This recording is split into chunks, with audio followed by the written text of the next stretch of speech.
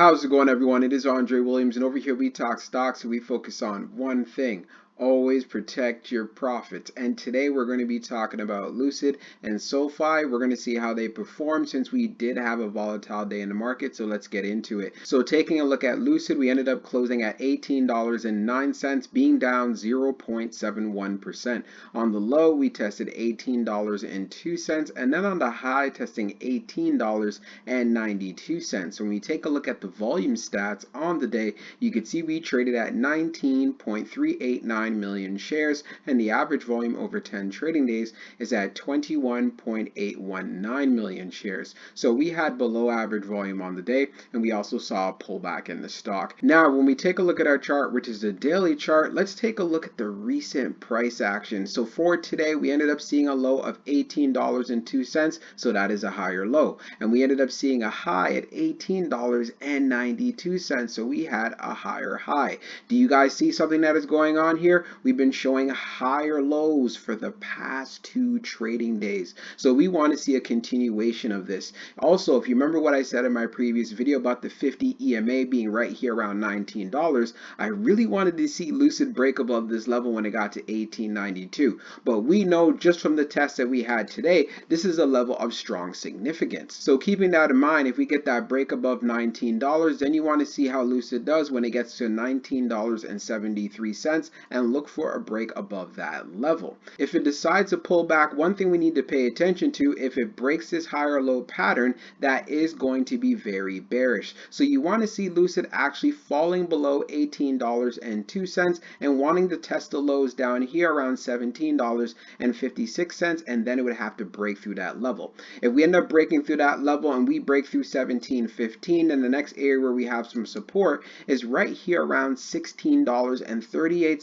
So please add that to your homework as well. And at this particular price point, you want to look for a bounce. You also want to pay attention to market conditions, of course. But in regards to our moving averages, since we did close below all of them, as far as for the recent trend and what we had today, Lucid is still doing fairly good despite the fact it had a red day. Let's see if it can turn things around going into tomorrow. So we're going to take a look at the recent institutional ownership and short interest information for Lucid. So scrolling down on the page, green rows indicate new positions while red rows indicate closed positions. So let's take a look at the recent filings for the 11th. So we have EMG Holdings LP with a put value of 150,000 shares. We have Tyler Stone Wealth Management with 300 shares, MetLife Investment Management LLC that purchased 31,633 shares, Bridgewater Associates LP that purchased 285,791 shares. We have a closed position from Bank of Nova Scotia.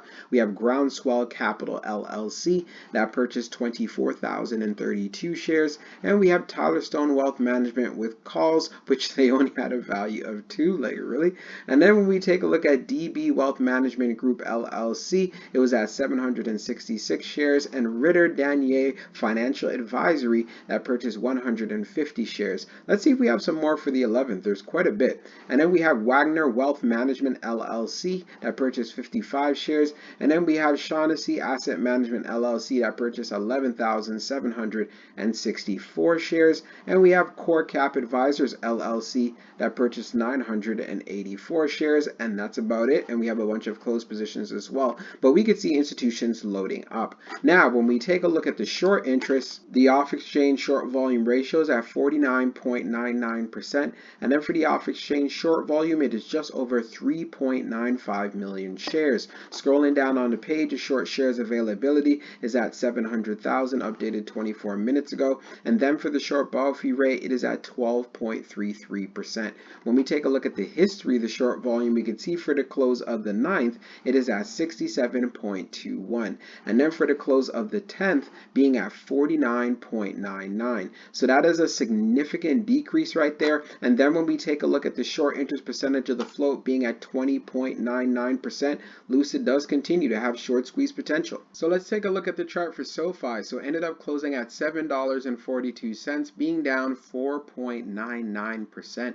On the low, it tested $7.37, and then on the high, testing $8.14. When we take a look at the volume stats on the day, you can see we traded at 64.848 million shares, and the average volume over 10 trading days is at 56.141 million shares. So we had above average volume on the day, but you can see we dealt with a good amount of selling pressure. When we take a look at our chart, which is a daily chart, as we see from this candle from today, like I said, a good amount of selling pressure. We do know that there's a gap to the downside that needs to be filled at $6.64. So what we want to see is SOFI being able to at least hold 737. If it doesn't hold this level, because it did break the higher low pattern that it was forming as well as for the higher highs, then falling below 727 does leave it vulnerable to coming down to fill in the gap. But before it fill in that gap, you'd want to see if buyers would step in right here around $7. We are still trading above the 50 EMA and as well as the 21 EMA, so it's going to be very interesting to see if SOFI could hold up these levels. But from what I'm seeing,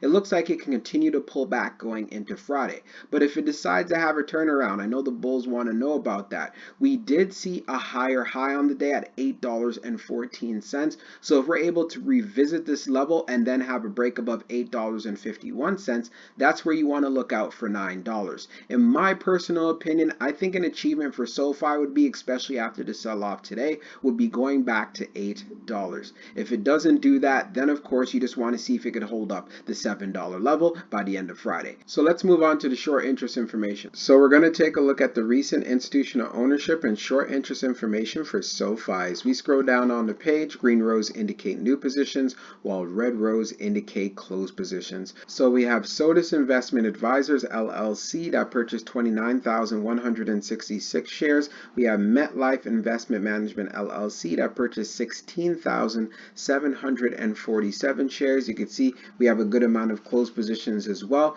We have Bank of Montreal that went in with calls of a value of 906,800 shares. We have Wagner Wealth Management LLC that purchased 2,612 shares. And we have Rubline Advisors that purchased 697,248 shares. And we have Core Cap Advisors LLC that purchased 13,806 shares. So let's see if we have any more new positions for the 11th. And then for the 10th, we actually have Inspire Advisors LLC that purchased 10,925 shares. So we could see that institutions are loading up, but we do see a good amount of closed positions as well. Now, when we take a look at the short interest, the off-exchange short volume ratio is at 37.60%, and then for the off-exchange short volume, it is just over 8.5 million shares. Scrolling down on the page, the short shares availability is at 10 million, updated 20 minutes ago, and then for the short borrow fee rate, it is at 1.30%.